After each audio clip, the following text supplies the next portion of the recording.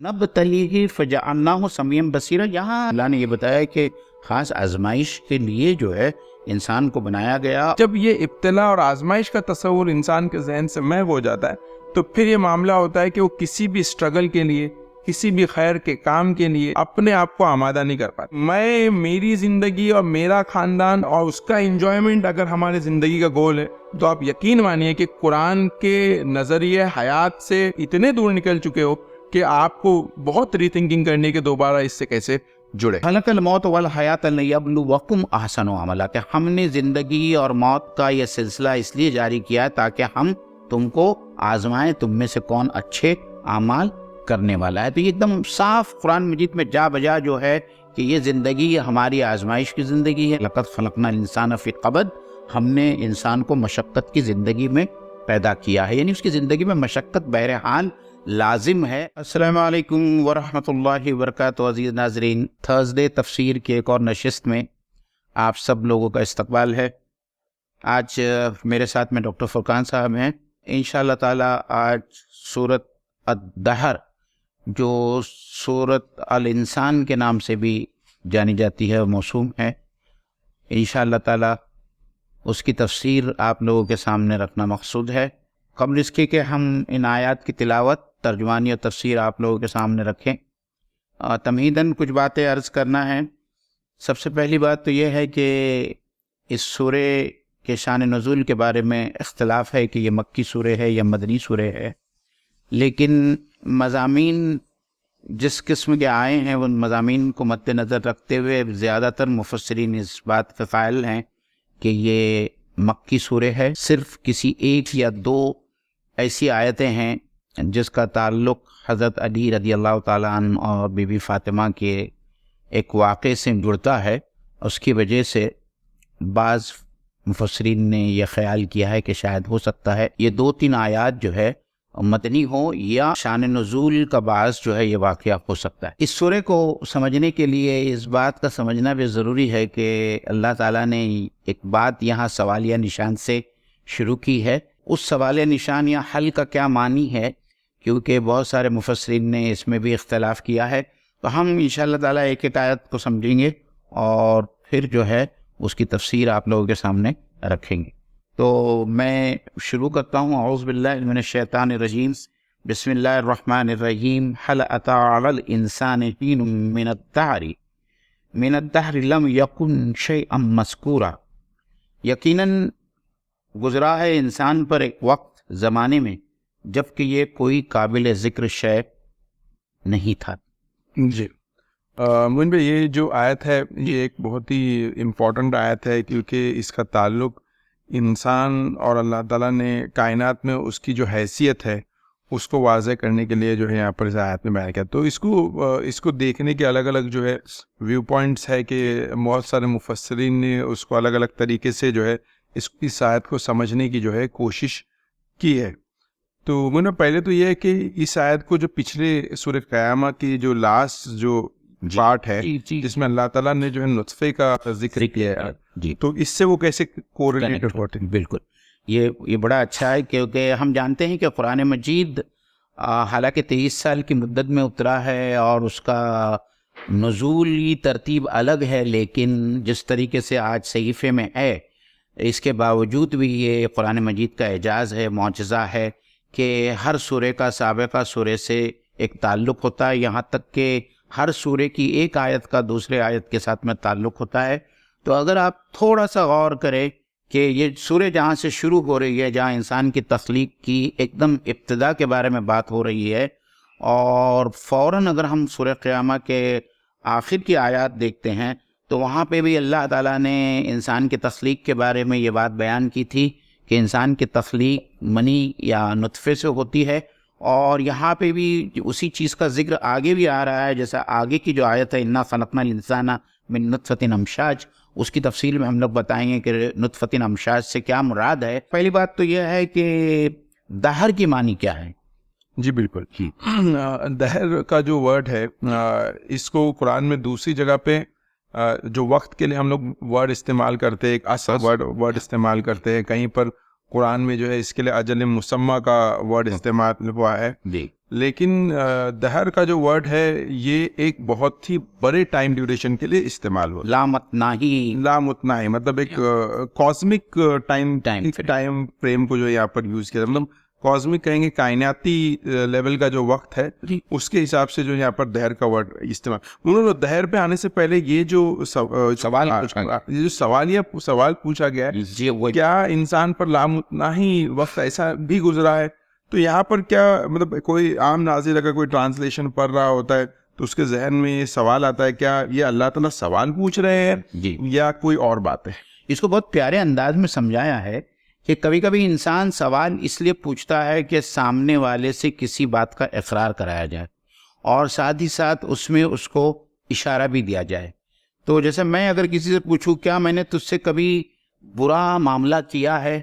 تو میں اس سامنے والے سے یہ اقرار سننا چاہتا ہوں کہ واقعی میں نے کبھی اس سے برا معاملہ نہیں کیا ہے. اس کے ساتھ میں اس سوال میں اس بات کا بھی اشارہ ہے کہ پھر وہ آدمی میرے ساتھ میں برا معاملہ کیوں کر رہا ہے، میرے ساتھ میں برا سلوک کیوں کر رہا ہے. تو یہی سوال جو ہے اللہ تعالیٰ سوالیہ نشان میں جن مفسرین نے حل کا معنی قد سے لیا ہے، مطلب ایک زمانہ گزر گیا ہے، اس کے برخلاف بہت سارے مفسرین نے اس سے مراد سوالیہ اس انداز میں سوال لیا ہے کہ اللہ تعالیٰ جو لوگ قیامت کے منکر ہیں ان کو اللہ تعالیٰ مخاطب ہو کر اس سوالیہ انداز میں پوچھ رہا ہے کہ کیا ایک وقت نہیں گزرا، ایک بہت لامتناہی وقت نہیں گزرا جب انسان کا کوئی وجود نہیں تھا، یعنی جب یہ دنیا وجود میں آئی اور وجود میں آنے کے کئی سو سال یا کئی کروڑوں سال کے بعد میں جو ہے انسان کو اس زمین پر بسایا گیا، اس وقت جو ہے جس سے اللہ تعالیٰ مخاطب ہو رہا ہے وہ انسان یہاں موجود نہیں تھا. یہ جو آپ نے سوال ریز کی اس کے اوپر ایک بہت ہی اچھا یہ ہے کہ انسان کی تخلیق کے بارے میں جیسے اللہ تعالیٰ کہہ رہے کہ انسان پر ایک لامتناہی عرصہ ایسا گزرا ہے، تو مطلب یہ کہ عرصے کا تذکرہ ہے اور یہ کہا جا رہا ہے کہ انسان کا تذکرہ ہے، تو اور انسان کو اس طریقے سے بیان کیا جا رہا ہے کہ وہ پریزنٹ تو ہے لیکن قابل ذکر نہیں ہے. تو مطلب اس کی بینگ کا تو وجود ہے لیکن اس کا وجود کہیں مینشن کرنے کے لائق نہیں ہے، ویری انسگنیفیکنٹ. یا اس کو مفسرین نے یہ بھی کہا، جو سوال ہے کہ پھر انسان نہیں ہوا، اگر کوئی چیز وجود میں نہیں ہے تو اس کو انسان کیسے کہیں گے. ہاں، تو اس کے بارے میں مفسرین نے یہ بات کہی کہ جب اللہ تعالیٰ کسی چیز کو کریٹ کرتے ہیں تو وہ اپنے علم کی بنیاد پہ کرتے ہیں، اور اللہ تعالیٰ کا چونکہ علم قدیم ہے اس لیے یہ ہے کہ وہ علم میں یا اللہ تعالیٰ کے پلان میں تو انسان تھا لیکن اس کا تذکرہ کہیں باہر موجود نہیں تھا. یہ ایک اس کا جو ہے طریقہ ہے اس آیت کو سمجھنے کا. اگر ہم اس آیت کے اوپر غور و فکر کریں گے تو یہ جو ایک ٹائم ڈیوریشن کا تذکرہ کیا گیا ہے تو مفسرین نے اس کو الگ الگ طریقے سے سمجھنے کی کوشش کی ہے. ایک طریقہ تو یہ ہے کہ اس میں یہ کہا گیا ہے کہ یہاں پر جو انسان ہے یا نوع انسانی ہے اس کے اوپر ایک ایسا ڈیوریشن ایسا گزرا ہے کہ اللہ تعالیٰ نے ان کا کہیں تذکرہ نہیں کیا اور پھر فرشتوں کے سامنے ان کا تذکرہ کر دیا، جیسا سورہ بقرہ کے اندر سورہ بقرہ میں آیا. تو یہ ایک طریقہ ہے اس ڈیوریشن اور اس تذکرے کا ذکر ہے. دوسرا ایسا ہے کہ انسانی زندگی کے اندر لوگوں نے وقت کو لگایا کہ وہ لامتناہی نہیں کہتے، وہ کہتے ایک وقت انسان پر ایسا نہیں گزرا، تو وہ کہتے کہ بھئی جو انسان کی فیٹل لائف تھی جب وہ ماں کے پیٹ میں ہوتا ہے تو ماں کو بھی نہیں معلوم ہوتا ہے، نہ ماں اس کا تذکرہ کر رہی ہوتی نہ کوئی اور اس کا تذکرہ کر رہا ہوتا ہے. تو یہ دوسرا طریقہ ہے ان آیت کو سمجھنے کا. اور پھر تیسرا طریقہ یہ ہے کہ اللہ تعالیٰ یہ بتانا چاہ رہے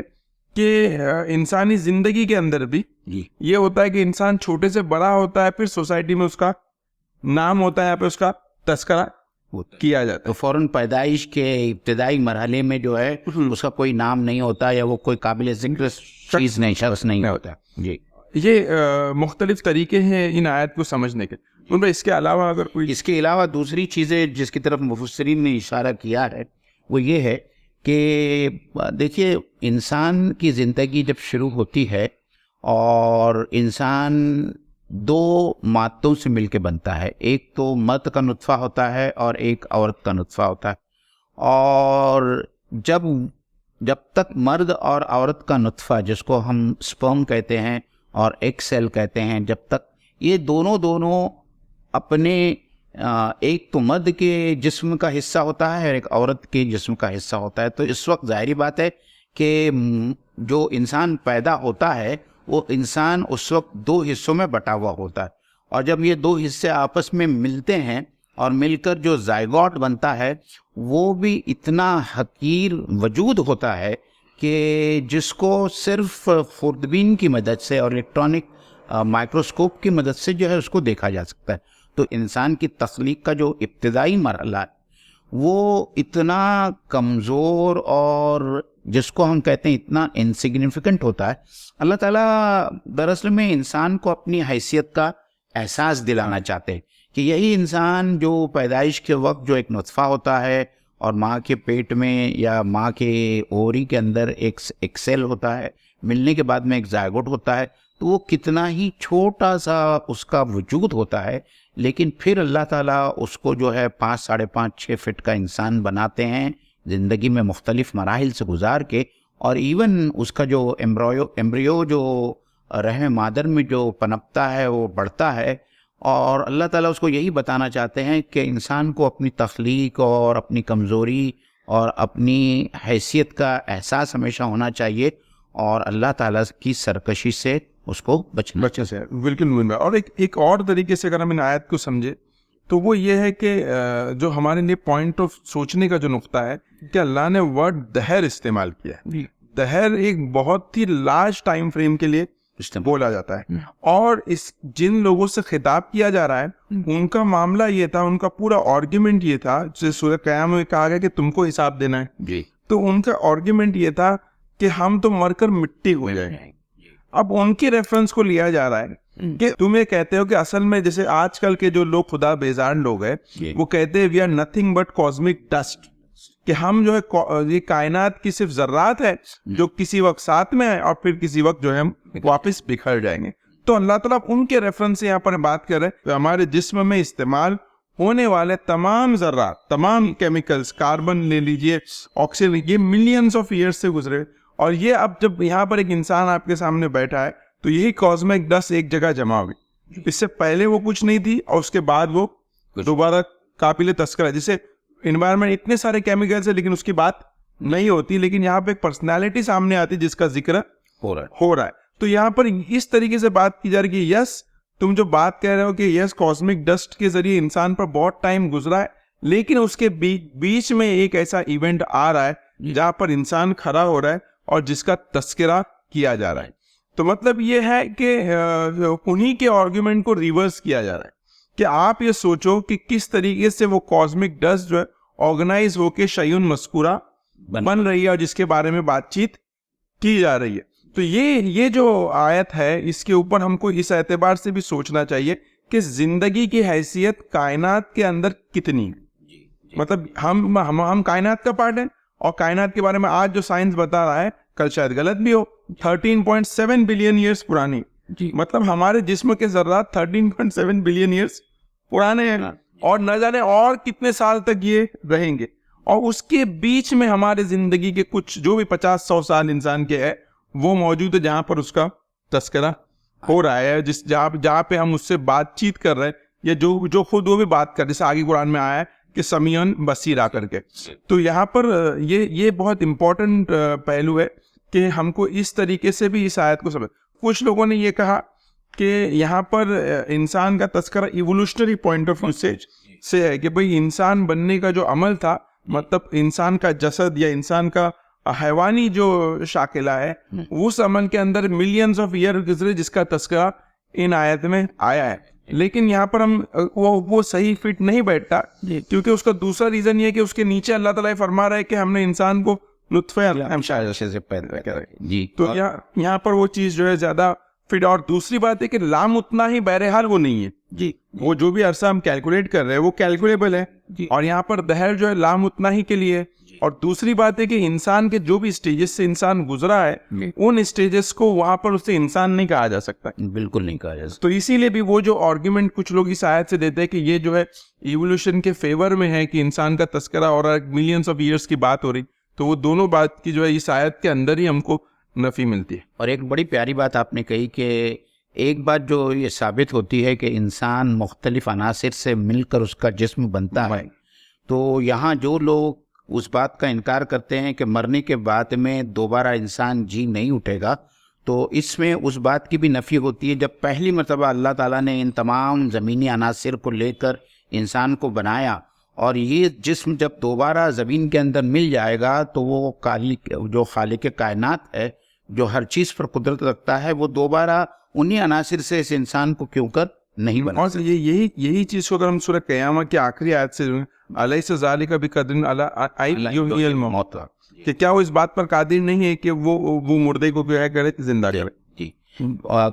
فقان بھائی، یہاں نا دہر سے دہریہ کا لفظ جو بنا ہے اس کی طرف تھوڑا سا ہم اشارہ کریں۔ دہریہ کہتے ہیں ایسے آدمی کو یا ایسی جماعت کو جو یہ کہتے ہیں کہ یہ کائنات شروع سے پہلے سے موجود تھی اور اس کا بنانے والا کوئی نہیں ہے، اسی سے وہ لفظ دہریہ آیا ہے، اس دہر سے بنایا۔ تو میں نے تو یہ جو ہے اسلامی تصور کے ایک دم خلاف ہے، کیونکہ ہم جانتے ہیں کہ اللہ کے سوا اور کوئی قدیم نہیں ہے، قدیم ذات جو ہے اللہ تعالیٰ کی ہے، اس کے بعد میں جو کچھ بھی ہے وہ اللہ تعالیٰ کی مخلوق ہے۔ تو یہ کائنات کتنی ہی پرانی کیوں نہ ہو، 13.7 بلین آپ نے ایئر بتایا، تو اتنی مطلب اتنی قدیم مطلب اتنی پرانی کائنات ہونے کے باوجود بھی وہ مخلوق ہی ہے، کیونکہ اس کو تخلیق کیا ہے اللہ تعالیٰ۔ ایکچولی آپ نے دہریہ فرقے کے بارے میں بات کی، وہ یہی ہے کہ وہ یہ سمجھتے ہیں کہ کائنات جو ہے پہلے سے موجود تھی، اس کے اندر انسان کا وجود ہے اور کائنات کے اندر ہی خدا موجود ہے۔ جی، وہ یہ اتفاقی مطلب یہ ہے معاملہ ہے، وہ ایک حادثہ ہے۔ مطلب وہ یہ مانتے کہ بھئی جو بھی خدا ہے وہ اس کائنات کے اندر موجود ہے۔ ہم یہ مانتے ہیں کہ کائنات جو ہے خود ایک مخلوق ہے، اور خدا اس کائنات سے باہر ہے، جی، مطلب وہ اس کائنات کا پارٹ نہیں، کیونکہ یہی سمجھ کی وجہ سے بہت سارے لوگ جو وحدت الوجود کا عقیدہ رکھتے ہیں، جو یہ سمجھتے ہیں کہ خدا نے چونکہ چیزوں کو کریٹ کیا، he is part of those things, تو اور پھر وہ بھی لائق پرستش ہے، تو وہ جو ہے ہم اس کو صحیح نہیں سمجھ سکتے۔ بھائی یہاں پہ جو مذکورہ کا جو ورڈ آیا کہ قابل تذکرہ ہے، یہ بھی قرآن میں ایک اہم چیز ہے کہ اللہ تعالیٰ دوسرا فرماتا ہے کہ پھر وہ جو کچھ نیک لوگ تھے جس کا ذکر خیر اللہ نے، یا جس کا تذکرہ جو ہے اللہ تعالیٰ نے باقی رکھا، تو مطلب یہ ہے کہ کسی جیسے ہمیں سمجھتے کہ ابراہیم علیہ السلام ہے، ایک شخص ہے جو آپ میں پیدا ہوئے لیکن ان کا تذکرہ خیر آج بھی اللہ نے باقی رکھا ہے، تو یہ وہ چیز ہے جو انسان کو انسان کے مرتبے پہ فائز کرتی۔ اب ہوتا یہ کہ کچھ لوگ اس چیز کو برے انداز میں، جیسے فرعون کا بھی آج ہم تذکرہ کرتے قرآن پڑھتے، تو وہ اس کا برا تذکرہ ہے، لیکن قابل تذکرہ مطلب something to proud about, کہ جو کچھ بہتر چیز ہے۔ اس لیے یہ بھی جو تصور ہے کہ جو ہمارے پیچھے سلف میں لوگ گئے ہیں، یا جو اولیاء اکرام گئے جن کا تذکرہ خیر اللہ نے باقی رکھا ہے، تو ہم کو یہ بات سمجھ میں آتی ہے کہ وہ کہیں نہ کہیں وہ نیک نفوس تھے کہ جن کا اللہ نے تذکرہ جو ہے دنیا میں قائم رکھا۔ یہ خود ان کی جو نیک نامی کی جو ہے دلیل ہے، جیسے ابراہیم علیہ السلام کے بارے میں بھی آتا ہے کہ اللہ نے ان کا جو ہے سنت کو جو ہے امت میں جاری کر دیا۔ اور پھر آپ نے وہ جب بات لائی ہے تو پھر اِنَّا رَفَعْنَا لَكَ ذِکْرَکَ جو ہے اللہ کے رسول صلی اللہ علیہ وسلم کے بارے میں اللہ تعالیٰ نے خود کہا کہ میں نے ان کے ذکر کو جو ہے بلندی بخشی ہے، اور آج اسی کی بدولت ہم دیکھتے ہیں کہ دنیا میں ایک پل ایسا نہیں ہے جس میں آپ صلی اللہ علیہ وسلم کا نام نہیں لیا جاتا ہو یا آپ کے اوپر درود کا نظرانہ نہیں۔ اور اس میں دوسرا پہلو جو آج کے ہمارے زمانے کے اعتبار سے ہے کہ انسان کو یہ بھی سوچنا چاہیے کہ جو خود نمائی چاہتے ہیں، جو خود کو ظاہر کرنا چاہتے ہیں، تو وہ یہ سمجھے کہ یہ کچھ امپورٹنٹ چیز نہیں ہے، کیونکہ آپ کے اوپر ایک لام اتنا ہے سلسلہ۔ ایک علامہ اقبال کا شعر ہے، حیات کیا ہے شب تاریخ میں شرر کی نمود، مطلب ایک لمبی تاریخی شب ہے، اس میں ہلکی سی چنگاری کی مثال ہے کہ حیات کی مثال ہے۔ تو یہ چھوٹی سی زندگی میں انسان کو خود نمائی یا شہرت کے لیے جو ہے طلب کرنے والا نہیں بننا چاہیے، اس کو سوچنا چاہیے کہ یہ چیز کوئی ایسی چیز نہیں ہے جس کے لیے آدمی اسٹرائیو کرے۔ جی بالکل۔ اس کے بعد میں ہم چلتے آگے، اللہ تعالیٰ فرماتا ہے اِنَّا خَلَقْنَا الْإِنسَانَ مِن نُطْفَةٍ أَمْشَاجٍ نَبْتَلِيهِ فَجَعَلْنَاهُ سَمِيعًا بَصِيرًا، اور ہم نے انسان کو بنایا ہے ایک ملے جلے نطفے سے، اور ہم اسے آزماتے ہیں، اور فَجَعَلْنَاهُ سَمِيعًا بَصِيرًا، اور اسی لیے ہم نے اس کو سماعت اور بصارت دی ہے۔ تو یہاں عزیزان گرامی، ناظرین اکرام، ہم نے جیسے کہ پہلے آیت کے سلسلے میں کہا کہ انسان کا وجود اس کے پیدائش سے پہلے ایک بہت ہی حقیر صورت میں تھا یا شکل میں تھا، جس کو کہ یہاں دیکھیے اللہ تعالیٰ نے جو نطفہ امشاج لایا ہے، یہ مشج کی جمع ہے. مشج کی معنی ہوتی مخلوط، تو اس کی جمع ہے امشاج، یعنی ایک ملے جلے نطفے سے. آپ اس بات کا تصور کیجئے، قرآن مجید کا یہ اعجاز ہے کہ آج سے 1400 سال پہلے یہ آیت نازل ہوئی ہے، جس وقت بایولوجی یا ایمبرولوجی کا کوئی وجود نہیں تھا، اور انسان یہ بھی نہیں جانتا تھا کہ انسان کی پیدائش کے مراحل ماں کے پیٹ میں یا رحم مادر میں کیا ہوتے ہیں. اس وقت اللہ تعالیٰ نے یہاں دو نطفوں کا بیان کیا ہے، ایک منی کا یا ایک نطفے کا یا سپرم کا، اور دوسرا ایک سیل کا جو ماں کے رحم میں یا اووری کے اندر ہوتا ہے. اور آج سائنس نے 1400 سال بعد میں اس بات کو ثابت کیا اور ڈسکور کیا کہ واقعتاً جو ہے انسان کی پیدائش ان دونوں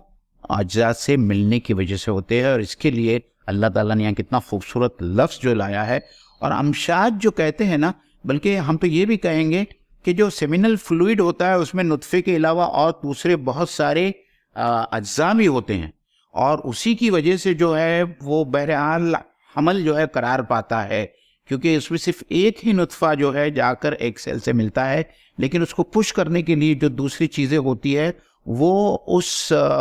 سیمینل فلوئڈ کا حصہ ہوتی ہے. تو ایک ملا جلا جو یہ ہے اس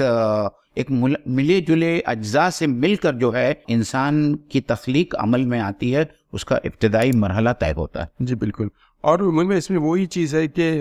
جب پہلے مفسرین اس آیت کی تفسیر کرتے تھے تو نطفہ امشاجہ سے مراد وہ کہتے تھے کہ انسان خیر اور شر سے مل کر بنا ہے. تو قرآن میں ہمیشہ اپنے دور کے حساب سے وہاں پر لوگوں نے اس کو انٹرپریٹیشن کی ہے اور اس کو سمجھنے کی کوشش کی. تو وہ جو پہلے تفسیر کی گئی وہ آج بھی ویلڈ ہے کہ انسان کی پرسنالٹی خیر اور شر کا مجموعہ ہے. ایسا نہیں ہے کہ ایک انسان سراسر خیر ہے، ایک انسان سراسر شر ہے، بلکہ وہ ایک ملی جلی جو ہے نفسیات کا یا ملی جلی شخصیت کا حامل ہے. لیکن آج جب ہم اس آیت کو پڑھ رہے ہیں، جب سائنس نے اتنی ایڈوانسز کر لیے، مائکروسکوپ بن گئے، تو اس وقت یہ بات سمجھ میں آتی ہے کہ یہاں پر اس کی میننگ جو نطفہ امشاجہ کا تذکرہ ہو رہا ہے کہ ملے جلے سے مراد ماں کا نطفہ اور باپ کا نطفہ جو مل رہا ہے اور جس سے ایک نئے انسان کی جو ہے تخلیق ہو رہی. تو یہ کب پاسبل ہے؟ جی یہ کب پاسبل ہے؟ جب انسان جب یہ بات مان لے انسان کہ انسان کو بنانے والا اور قرآن کو اتارنے والی ذات ایک ہی ہے، تبھی دونوں میں 100% کوریلیشن ہو سکتا ہے. ادروائز تو ممکن نہیں. مطلب یہ ہے کہ ہم تو ہمارا وجود اور ہمارا نطفہ اس بات کی دلیل ہے کہ یہ قرآن جو ہے اللہ کی کتاب. اور فرقان بھائی، اس سے یہ بات سمجھ میں نہیں آتی کہ ہر دور میں ہم کو قرآن اور قرآن کے الفاظ پر غور و فکر اثر نو کرنا پڑے گا، تبھی جا کر جو ہے ہم اس کا صحیح جو مطلب ہے اس کو سمجھ پائیں گے. ہاں، ہر وقت جب انسان قرآن پہ غور و فکر کرتا ہے اور اس کی نیت جو ہے صاف ہوتی ہے تو ہر وقت تو صحیح ہدایت پہ پہنچتا ہے. جی. اصل بات یہ ہوتی ہے کہ قرآن ہر دور میں اپنے معجزات کو کھولتا ہے. لا تنقضی عجائبہ، جو اللہ کے رسول صلی اللہ علیہ وسلم کی جو حدیث ہے وہ اسی پہ فٹ ہوتی ہے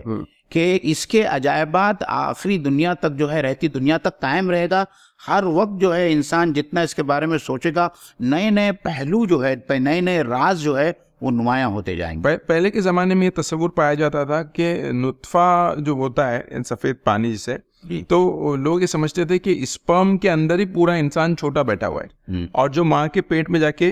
بڑا ہو رہا ہے، وہ ماں کی طرف سے کوئی اس میں آمیزش نہیں ہو رہی ہے. تو یہ پہلے کے انسان کا تصور تھا. لیکن اس وقت بھی قرآن یہ کہہ رہا ہے کہ یہ جو ہے ملے جلے اس سے جو ہے پیدا. اور نبی کریم صلی اللہ علیہ وسلم کو کوئی بایولوجی کے تو بایولوجسٹ نہیں تھے، کوئی وہ کیا بولیں گے ایمبریولوجسٹ نہیں تھے، لیکن اس کے باوجود بھی اتنا اپروپریٹ، اتنا پرفیکٹ جو ڈسکرپشن قرآن میں آئے، تو اس کا کوئی دوسرا ایکسپلینیشن نہیں کہ یہ کتاب یا آیت اللہ تعالیٰ کی طرف سے اتاری گئی. بالکل. اور نبتلیہ فجعلناہ سمیعا بصیرا، یہاں دو معنی اور دو تفسیریں ہم کو ملتی ہیں فرقان بھائی. ایک تو یہ ہے کہ کچھ مفسرین نے یہ بات لی ہے کہ رحم مادر میں اللہ تعالیٰ اس کو ایک مرحلے سے دوسرے مرحلے میں پہنچاتا، الٹنا پلٹنے کی معنی ملی ہے. اور بعض مفسرین نے یہ معنی لیے اسپیشلی اس لیے کہ آگے جو ہے سمیم بصیرہ کا لفظ آ رہا ہے کہ ہم نے اس کو سننے والا اور دیکھنے والا بنایا ہے، تو جو علم حاصل کرنے کے ذرائع ہیں وہ علم اس کو اس لیے دیا جا رہا ہے کہ وہ پھر شریعت کا مکلف ہوگا. اس سے پہلے نبتلیہ، ہاں تو نبتلی کہ مطلب ہم نے آزمائش کی خاطر جو ہے اس کو یہ وجود بخشا ہے، اور جب آزمانا ٹھہرا ہے تو ظاہری بات ہے کہ آزمایا تب جائے گا جب سب سے پہلے اس کو اس قسم کی صلاحیتیں دی جائے گی، اور وہ صلاحیتوں میں سے صرف 2 صلاحیتوں کا یا 2 احساس خمسہ کا جو ہے یہاں ذکر ہو رہا ہے، وہ ہے دیکھنا اور سننا، کیونکہ یہ سب سے اہم ذرائع ہے علم حاصل کرنے کے لیے. اس میں ان پر دوسرے اس کو جو آپ نے بالکل رائٹلی پوائنٹ آؤٹ کیا، اس کو تھوڑا اور ڈسکرائب کر سکتے ہیں کہ انسان کو جو سینسز دیے گئے اس میں دیکھنے اور سننے کے علاوہ سونگنا بھی ہے، چیزوں کا ٹیسٹ کرنا بھی ہے اور ٹچ کرنا بھی ہے، لیکن ان 3 چیزوں کا تذکرہ نہیں کرتے ہوئے صرف ان 2 چیزوں کا جو تذکرہ کیا، یہ جو ہے انسان کے لیے بہت، آپ نے جیسے رائٹلی پوائنٹ آؤٹ کی کہ اس کا تعلق تحصیل علم سے ہے، کہ انسان علم کو سن کر سیکھتا ہے یا پڑھ کر سیکھتا ہے. دوسری چیز یہ ہے کہ اس کا تعلق انسان کے آبزرویشن سے، کہ جو بات انسان سے کہی جا رہی ہے وہ حقیقت میں صحیح ہے یا غلط، اس کا کنفرمیشن وہ جو ہے آنکھ سے کر رہا ہوتا ہے. تیسری چیز یہ ہے کہ انبیاء اکرام نے جو خبر دی اس کا تعلق سماعت سے ہے. یہ پورا قرآن جو ہے دراصل خبر ہے جو نبی کریم صلی اللہ علیہ وسلم نے دی ہے، جس کا تعلق سماعت سے، اور اس میں فیوچر کی چیزیں بیان کی گئی ہے جس کو انسان اپنی کھلی آنکھوں سے دیکھ سکتا ہے. تو یہ جو سماع اور بصرہ کا جو تذکرہ آتا ہے لیکن دوسرے سینسز کا جو تذکرہ نہیں آتا، اس کا ریزن یہ کہ اس کا تعلق انسان کے شعور سے کم ہے. مطلب وہ ٹھیک ہے آپ کو زبان سے لذت حاصل ہوگی، آپ خوشبو سے محظوظ ہو سکتے ہو اور ٹچ کو آپ انجوائے کر سکتے ہو، لیکن انسان کا جو فکری وجود ہے یا انسان کا جو یہ ہے اس کا تعلق ان 2 سینسز سے جو ہے بہت بنیادی طور پہ. اسی لیے قرآن جو ان 2 چیزوں کا جو ہے ڈیفرنشلی جو ہے یہ کر رہا ہوتا ہے. بالکل. اور قرآن مجید میں ایک دوسری جگہ سورہ بنی اسرائیل میں بھی ہے فرقان بھائی کہ ان السمع والبصر والفؤاد کل اولئک عنہ کان مسئولا، کہ اللہ تعالیٰ جو ہے سماعت اور بصارت اور دل جس سے سوچنے انسان دل سے سوچتا ہے، ان سب چیزوں سے سوال ہوگا. جی بالکل، کیونکہ یہ اللہ تعالیٰ کی خصوصی عنایات ہے، اور یہ اللہ تعالیٰ نے صلاحیتیں انسان کو اس لیے دی ہے کہ انسان حق اور باطل میں تمیز کر سکے اور وہ شکر گزار اور فرما بردار بندہ بن کے رہے. اس لیے یہ 3 چیزوں کا خاص طور پر قرآن مجید میں ذکر آیا ہے کہ ان کے بارے میں اللہ تعالیٰ قیامت کے دن ہم سے سوال کرے گا کہ ہم نے ان تینوں جو صلاحیتیں ہیں اس کو کیسا اس کا استعمال کیا اور اس کا حق ادا کیا یا نہیں کیا. اور تیسری چیز جو لوگوں کے ذہن میں اس کے تعلق سے آتی ہے کہ بھائی پھر یہاں پہ زبان کا تذکرہ کیوں نہیں ہے؟ زبان جو ہے وہ حق کو پہچاننے کے لیے نہیں، حق کو بیان کرنے کے لیے. الرحمن علم القرآن خلق الانسان علمہ البیان، کہ انسان کو جو علم دیا تاکہ وہ بیان کر رہے، اور وہ علم کے حق کا علم ہے، لیکن انسان کی خود راہ ہدایت کے لیے یہ 2 چیزیں جو ہے سب سے زیادہ اہم ہے. اور پھر اس میں آزمائش کے پہلو پہ آپ کچھ بیان کریں گے کہ اللہ نے یہ بتایا کہ خاص آزمائش کے لیے جو ہے انسان کو بنایا گیا، اور پھر اس کے لیے آزمائش کے لیے اللہ تعالیٰ نے اس کو سمیع اور بصیر بنا. جی بالکل. تو جا بجا قرآن میں آزمائش کا تذکرہ، یہ ایک بہت ہی امپورٹنٹ سوال ہے جو آپ نے ریز کیا آزمائش کے حوالے سے. بنیادی طور پر جس دور میں ہم آج رہ رہے ہیں وہ ایسا دور ہے جہاں پر انسان یہ سمجھتا ہے کہ اس کی زندگی کا بنیادی مقصد یا بنیادی گول چیزوں کو انجوائے کرنا ہے، انٹرٹینمنٹ ہے. اور قرآن یہ کہتا ہے کہ اصل چیز زندگی میں انجوائمنٹ تو ہے ہی، لیکن اصل چیز جو اللہ تعالیٰ کر رہے وہ آپ کی آزمائش کر رہے. بھلے ہی آپ کو کوئی چیز نواز کر وہ آزما رہے، لیکن اصل چیز ہے کہ انسان آزمائش میں مبتلا ہے. لیکن ہوتا یہ کہ اگر آدمی یہ سمجھے کہ یہ دنیا وہ جگہ ہے جہاں پر وہ کھا پی کے انجوائے کرنے کے لیے آیا ہے، تو پھر اس نے اپنے زندگی کے اہم مقصد کو یا پرپس کو اس نے کل کر دیا. اور جب یہ ابتلا اور آزمائش کا تصور انسان کے ذہن سے محو ہو جاتا ہے تو پھر یہ معاملہ ہوتا ہے کہ وہ کسی بھی اسٹرگل کے لیے، کسی بھی خیر کے کام کے لیے، کسی بھی انصاف کی جدوجہد کے لیے اپنے آپ کو آمادہ نہیں کر پاتا. وہ یہ سمجھتا ہے کہ کیوں میں یہ اسٹرگل کروں، اس کی جگہ ایک شارٹ کٹ ہے جہاں پہ میں اور میری زندگی میں سیکیور رہوں گا, میرے دماغ کو سکون رہے گا, میں آرام سے رہ سکتا ہوں, یہ سارے ٹینشن میں کیوں پالوں, اس کا میری زندگی سے کیا تعلق, یہ سماجی مسائل کا میرے سے کیا تعلق ہے نا. حالانکہ ایسا نہیں ہوتا, کہیں نہ کہیں جا کے وہ سماجی مسائل اس کے گھر میں داخل ہوتے اور اس کی زندگی کا سکون برباد کرتے, لیکن وہ سمجھ نہیں پاتا. اگر آج بچے, جوان بچے بہرا ہو رہے, تو آج کا نوجوان سوچتا ہے میرے بچے تو چھوٹے ہیں, میرا پرابلم تھوڑی ہے. میرے معاشرے میں اگر ڈرگ کا پرابلم ہے تو وہ سوچ رہا ہے کہ میرا پرابلم تھوڑی, میرے بچے تو نیک ہے. لیکن جب یہ ہوتا ہے کہ کل اچانک سے اس پہ بجلی گرتی ہے, دیکھتا ہے کہ ہمارے بچوں کے اندر وہ سماجی برائی موجود ہے, تو پھر وہ سوچتا ہے کہ اب میں کیا کروں, ارے کوئی شخص مجھے مدد کے لیے نظر نہیں آ رہا, ارے سوسائٹی میں کوئی ہے نہیں. یہ تمام تر چیزوں کا جو کمپلیکس کا تعلق ہے کہ میں, میری زندگی اور میرا خاندان کا اور اس کا انجوائمنٹ اگر ہمارے زندگی کا گول ہے, تو آپ یقین مانیے کہ قرآن کے نظریے حیات سے یا فلسفہ حیات سے آپ اتنے دور نکل چکے ہو کہ آپ کو بہت ری تھنکنگ کرنے کے دوبارہ اس سے کیسے جڑے. جی, اور فرقان بھائی یہ مطلب قرآن جو تصور دیتا ہے کہ یہ دنیا دارالعمل ہے, تو یہاں ہم کو عمل کرنا ہے اور اس کی جزا ہم کو آخرت میں ملے گی. لیکن کچھ لوگوں کا جو نظریہ ہے, کچھ ایسی قومیں اور کچھ ایسے آئیڈیالوجیز بھی ہے جو اس دنیا کی زندگی کو دارالجزا سمجھتی ہے, اور وہ یہ کہتی ہے کہ ہمارے پرانے یا پچھلے جنم میں ہم نے جو کچھ بھی کیا تھا اس کی جزا یا اس کی سزا ہم اس زندگی میں بھگت رہے ہیں, جو اسلامی آئیڈیالوجی کے ایک دم خلاف ہے, کیونکہ اسلام ایسے کسی آواگمن کا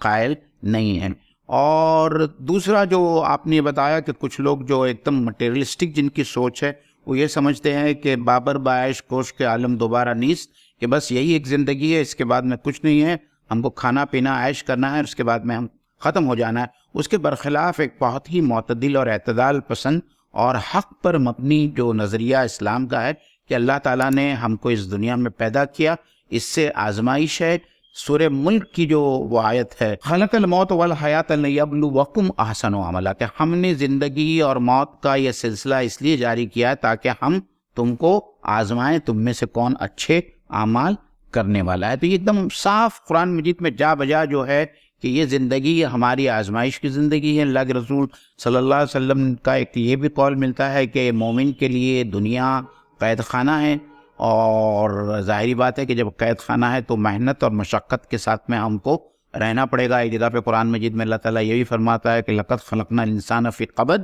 ہم نے انسان کو مشقت کی زندگی میں پیدا کیا ہے, یعنی اس کی زندگی میں مشقت بہرحال لازم ہے, اور آگے کے آنے والی زندگی ہے جس میں جو ہے انسان کو نہ ڈر ہوگا نہ خوف ہوگا, اور ایک لامتناہی جو ہے عیش و آرام کی زندگی ہوگی جو اس زندگی کے بعد. ایکچولی یہاں پر جو لوگوں کا جو تصور ہے کہ یہاں پر ہم نے انجوائے کرنا چاہیے, ویسا ایکچولی ہونے والا نہیں ہے.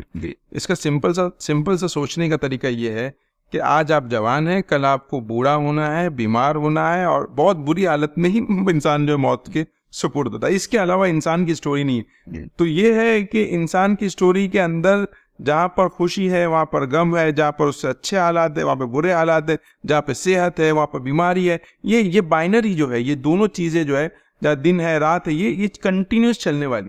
ہوتا یہ ہے کہ جب انسان کا دنیا کو, زندگی کو دیکھنے کا نظریہ یہ ہو کہ وہ صرف پازیٹیوز کو دیکھے گا, نیگیٹیوز کو سمجھنے کی کوشش نہیں کرے گا, تو وہ زندگی سے انتہائی درجے کا ڈس اپوائنٹ ہو جاتا ہے. اس کا خدا کو سمجھنے کا نظریہ اس کا غلط ہو جاتا ہے. اس لیے ضروری ہے کہ ہم سمجھے کہ اسلام جو نظریات ہم کو انسٹاگرام پہ, فیس بک پہ سب پازیٹیو چیزیں دکھائی جاتی ہے, اس کا اصل زندگی سے کوئی تعلق نہیں ہے. اور ہماری ینگر جنریشنز کو اسپیشلی سمجھنا ہے کہ بھائی اللہ تعالیٰ نے یہ آزمائش اس لیے رکھی کہ امتحان وفاداری کا ہے. جی, ہم اللہ کے بندے اور غلام ہیں, اور اللہ ٹیسٹ لے رہے ہیں وفاداری کا. جب وفاداری کا جو ٹیسٹ ہوتا ہے وہ کبھی بھی کسی کو نواز کے نہیں دیکھا جاتا, اکثر اس سے چھین کے جو ہے اللہ تعالیٰ ٹیسٹ لے رہے ہوتے ہیں. تو اس لیے وفاداری کا ٹیسٹ ہے, اس لیے اس کے اندر آزمائش اور ابتلا کا پہلو رکھا گیا ہے. بہت صحیح. آگے اللہ تعالیٰ فرماتا ہے انا ہدیناہ السبیل اما شاکرا و اما کفورا, اور ہم نے اسے ایک راہ دکھائی, اب خواہ وہ شکر گزار بنے یا وہ ناشکری کرے. تو یہاں اللہ تعالیٰ بتا رہا ہے کہ اللہ تعالیٰ نے اس کو ایک راستہ دکھایا ہے, اور یہ راستہ جو ہے حق کا راستہ ہے، اور اس حق کو راستے کو پہچاننے کے لیے بہت سارے اسباب اور ذرائع اللہ تعالیٰ نے انسان کو مہیا کیے، اور اس کے باوجود بھی اگر انسان اللہ تعالیٰ کا شکر گزار بندہ نہیں بنتا، اس کا فرما بردار بندہ نہیں بنتا، تو یہ انسان کو اس کو جہنم کی طرف لے کے جانے والا ہے، جس کا ذکر آگے کی آیت میں آنے والا ہے۔ لیکن اگر شکر گزار بندہ بنتا ہے، فرما بردار بندہ بنتا ہے، تو اس کو اللہ تعالیٰ کس طریقے سے نوازنے والا ہے جنت میں، یہ بھی آگے کی آیات میں آنے والا ہے۔ لیکن فرقان بھائی، میں چاہتا ہوں کہ آپ تھوڑا تفصیل سے یہ بتائیں کہ اللہ تعالیٰ نے وہ کون سے ذرائع انسان کو پیدائش کے بعد میں سامنے دیے ہیں، مطلب وہ کون سی چیزیں اللہ تعالیٰ نے رکھی ہے انسان کی خلقت میں ودیت کی ہے، اور دوسرا ایکسٹرنل چیزیں جو دی ہے ہدایت کے باب میں، تو جو اگر تھوڑا سا اگر ہاں جی بالکل من میں پہلی چیز تو جو سبیل کی بات کی گئی، راستے کی، تو یہ جو راستہ جس کا تذکرہ قرآن میں کئی بار آیا، سوا سبیل کے نام سے بھی آیا، یہ مستقیم صراط مستقیم، یہ راستہ دراصل توحید کا راستہ ہے جی۔ مطلب یہ کہ مومن وہ ہوتا ہے جو توحید کے راستے پہ چلتا ہے، مطلب اس کی زندگی کی سینٹرل تھیم توحید ہوتی ہے جی۔ اور اس کے آگے کی جو پارٹ ہے کہ وہ چاہے شکر کرے یا کفر کرے، تو مطلب زندگی کے سفر میں ہر وقت اس کے ایسے مرحلے آئے گے کہ اس کو آنے والی نعمتوں کے اوپر وہ اللہ کا شکر کرتے رہے، یا ہر قدم کے اوپر اللہ کی نعمتوں کو انجوائے کرے اور اس کا انکار، خدا کی ذات کا انکار کرتے رہے۔ جی۔ تو یہ جو راستہ ہے یہ توحید کا راستہ ہے۔ اب زندگی کا جو سفر وہ طے کر رہا ہے، اس میں یا تو اس کے اوپر نعمتیں ہیں، یا تو اس کے اوپر کچھ آزمائشیں یا تکلیفیں جو ہے اس کو نصیب ہو رہی۔ اللہ تعالیٰ یہ چاہتے ہیں کہ بندہ یہ سمجھے کہ اس راہ کے اندر وہ شکر کی ہی راہ پر چلے۔ اب سوال یہ پیدا کہ میں تکلیف میں بھی ہوں تو شکر کیوں ادا کروں؟ جی، یہ بھی انسان کے ذہن میں جو ہے ایک سوال آتے رہتا ہے۔ پہلے یہ سمجھے کہ اللہ تعالیٰ کے جو سب سے بڑا احسان اور رحمت ہے، جو قرآن میں اللہ نے اس سے پہلے تذکرہ کیا کہ تم کچھ نہیں تھے اور پھر اللہ نے تم کو پیدا کیا۔ تو پہلا احسان اللہ کا یہ ہے کہ اللہ نے ہم کو عدم سے وجود ملایا۔ دوسرا بحیثیت مسلمان ہم پر اللہ تعالیٰ کا احسان یہ کہ اللہ تعالیٰ نے ہم کو ایمان سے نوازا۔ خدا نہ خواستہ سوچئے کبھی کہ اگر ہم ایمان والے نہ ہوتے تو ہمارا کیا حالت۔ تو یہ دو تو شکر ایسے ہے کہ انسان کے پاس ساری چیزیں بھی دنیا کی جو مٹیریلسٹک چیزیں چلی جائے تو بھی اس کے لیے یہ دو ریزن تو ہے کہ وہ شکر کرنے والا بنے۔ اور اس کے بالمقابل شخص وہ ہے کہ جو ہر طریقے سے ساری نعمتوں کو استعمال کرتا ہے اور اللہ کے انکار کر کے تگا کا راستہ جو ہے یا بغاوت کا راستہ جو ہے اختیار کرتا ہے اور زمین پر سرکشی کرتا ہے، جس کا آگے اللہ تعالیٰ نے بات کہی جو اگلی آیت میں کہ جو سرکشی کا اختیار کرتا ہے ان کو زنجیروں اور جو ہے بھڑکتی ہوئی آگ میں ڈالیں۔ مولانا مودودی نے اس کے اوپر بہت وضاحت کے ساتھ میں حاشیہ لکھا ہے جو میں سمجھتا ہوں کہ ناظرین کے سامنے ہم رکھیں گے۔ سب سے پہلی بات تو یہ کہ اللہ تعالیٰ نے اتنے سارے ذرائع سے اس صراط مستقیم کی طرف لوگوں کو ہدایت دی ہے اور ہدایت کا بندوبست کیا ہے کہ اتنے ساری چیزیں سامنے آنے کے بعد میں کسی کے لیے ممکن نہیں ہے کہ وہ ہدایت کا راستہ چھوڑ کر وہ طغا کا راستہ یا وہ گمراہ ہو جائے۔ سب سے پہلی بات تو یہ کہ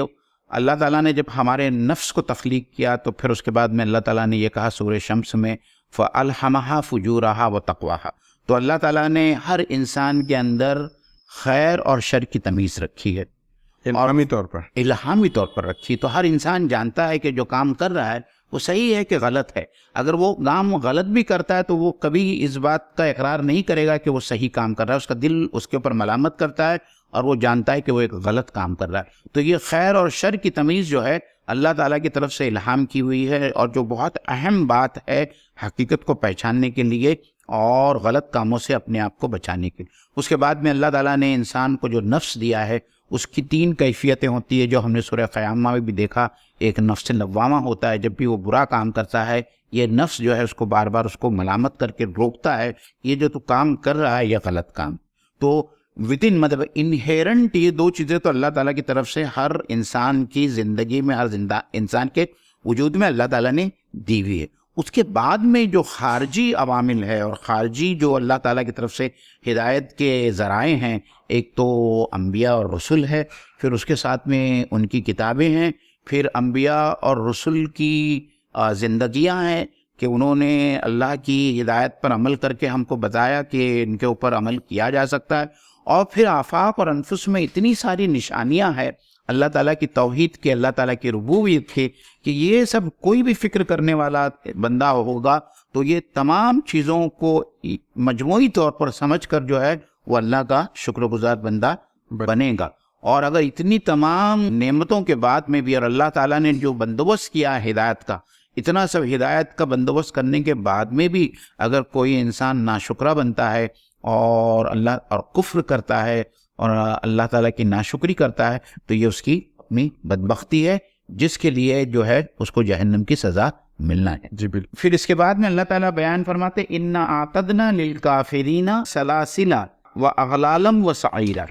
یقیناً ہم نے کافروں کے لیے زنجیریں اور طوق اور شعلوں والی آگ تیار کر رکھی. تو جیسا کہ ہم نے پہلی آیت میں بتایا کہ ایک جماعت تو وہ ہوگی جو اللہ تعالیٰ کے شکر گزار بندے ہوں گے, نیک بندے ہوں گے, اللہ تعالیٰ کے فرما بردار ہوں گے, اور ایک جماعت انسانوں کی وہ ہوگی, بلکہ ایک کثیر تعداد ہوگی جو جہنم میں جانے والی ہوگی, جو اللہ تعالیٰ کے اس راستے سے بغاوت کریں گی, اللہ تعالیٰ کا ناشکری کریں گی اور کفر والا راستہ اختیار کریں گا. تو اس جماعت کے لیے جو ہے اللہ تعالیٰ نے آگے اس آیت میں, آیت نمبر 4 کے اندر یہ کیا ہے کہ ہم نے ایسے لوگوں کے لیے جو نافرمانی کریں گے, جو انکار کریں گے, ہمارا انکار مطلب جو اللہ کے وجود کا انکار کریں گے, جو آخرت کا انکار کریں گے, جو رسالت کا انکار کریں گے, جو دین اسلام کا انکار کریں گے, ایسے لوگوں کے لیے اللہ تعالیٰ نے زنجیریں بنائی ہیں, جو انشاءاللہ تعالیٰ اس کو ہم اور مزید تفصیل سے بعد میں دیکھیں گے. اور پھر طوق پہنائے جائیں گے اور پھر ان کو اس آگ میں ڈالا جائے گا جو تیار شعلوں والی آگ ہے اور جو تیار رکھی گئی ہے. انہیں ایسا نہیں ہے کہ قیامت کے بعد میں اللہ تعالیٰ جہنم بنانے والا ہے. جنت اور جہنم کے لیے قرآن مجید میں فرقان بھائی اللہ تعالیٰ نے بارہا آتدنا کا لفظ استعمال کیا ہے, یعنی جنت بھی اس وقت موجود ہے اور جہنم بھی اس وقت موجود ہے. ایسا نہیں ہے کہ قیامت کے بعد میں اللہ تعالیٰ جنت بنانے والا ہے اور جہنم بنانے والا ہے, تو اللہ تعالیٰ ایسے لوگوں کو جو ہے جہنم کی آگ کے سپرد کرنے والا. جی بالکل. امن میں اس میں ایک دوسرا پہلو جو سمجھنے کا ہے کہ جب قرآن کی آیت ہم غور کرتے ہیں تو اس میں ورڈ آتا ہے کہ ہم نے ان کے لیے زنجیریں اور طوق ڈالے ہوئے. جی, زنجیر جو رہتی ہے انسان کے موومنٹ کو ریسٹرکٹ کرنے کے لیے, طوق جو رہتا ہے گلے میں رہتا ہے جس سے وہ زیادہ بول نہیں سکتا, زیادہ گردن کو ہلا نہیں سکتا. اور یہ تمام تر چیزیں وہ ہے کہ جب انسان کو آزادی ملتی ہے تو غلط استعمال کرتا ہے, انہی چیزوں کو کر رہا ہوتا ہے. جی, اور یہ سب کس لیے کر رہا ہوتا ہے؟ کیونکہ اس کو اللہ تعالیٰ نے وہ انوائرمنٹ دیا جہاں پر وہ یہ سب بکواس کر سکتا ہے. مطلب لیکن اللہ تعالیٰ کہتے ہیں کہ جب آخرت کا دور آئے گا تو وہ یہ سب نہیں کر پائے گی, کیونکہ وہاں پر تو انوائرمنٹ کے اندر آگ ہوگی اور ان کو جو آزادی دی گئی تھی اس کو طوق میں جا کر کے وہ آزادی ان سے سلب کی جائے گی. تو یہ جو یہ میٹافوریکلی وہاں کی زنجیریں کیسی ہوگی, وہاں کا طوق کیسا, ہم کچھ جانتے نہیں, لیکن جو انسان کا جو بیہیویئر ہے اس پہ جو ریسٹرکشن آنے والے اس کو اللہ تعالیٰ نے ہماری زبان میں جو بالکل واضح کر دیا ہے. اور جو نعمتیں چھن جانے کے نتیجے میں جو انوائرمنٹ خراب ہو جاتا ہے وہ بھی جو ہے اللہ تعالیٰ یہاں پہ ظاہر کر رہے ہیں. تو میں سمجھتا ہوں کہ یہ آیتیں ہم کو جو ہے سوچنے پہ جو ہے آمادہ کر. میں ایک بات اور مزید کہہ کے جو ہے انشاءاللہ تعالیٰ آج کی نشست کو ختم کروں گا کہ یہاں جن زنجیروں کا ذکر آیا ہے قرآن مجید کے ایک اور سورے کے اندر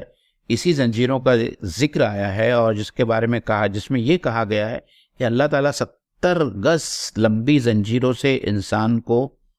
بند کرے گا یا جکڑے جائیں گے. اللہ تعالیٰ فرشتوں کو حکم دیں گے کہ اس جہنمی کو 70 گز لمبی زنجیروں سے جکڑ دیا جائے گا. اور حدیث میں جو اس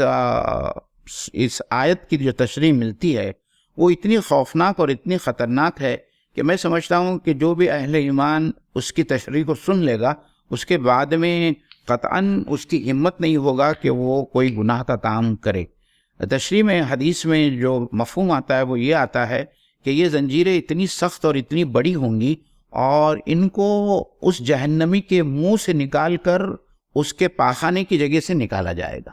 منہ سے ڈال کر اس کو پاخانے کی جگہ سے نکال کر ستونوں سے اس کو باندھ دیا جائے گا. تو ناظرین اکرام آپ سوچئے اس جہنمی کا کیا حال ہوگا, اور ہم میں سے کون ایسا آدمی ہے جو جہنم کی اس سختی کو برداشت کر پائے گا. تو ہمارے اگر آنکھوں کے سامنے جہنم کا یہ نقشہ رہے گا اور جہنمی کا یہ نقشہ رہے گا کہ کس قسم کی کتنی خطرناک سزا سے دوچار ہونے والا ہے, تو میں سمجھتا ہوں کہ کوئی ایمان والا کوئی بھی گناہ کرنے کی کبھی جرت نہیں کر سکتا. تو اللہ تعالیٰ سے میں اپنے لیے بھی دعا کرتا ہوں اور ہم سب دعا مانگے اپنے لیے کہ ہم قرآن مجید کو سمجھیں اور صحیح راستے پر چلنے کی اللہ تعالیٰ ہم سب کو توفیق عطا فرمائے. وآخر الدعوانا ان الحمد للہ رب العالمین. السلام علیکم ورحمۃ اللہ وبرکاتہ.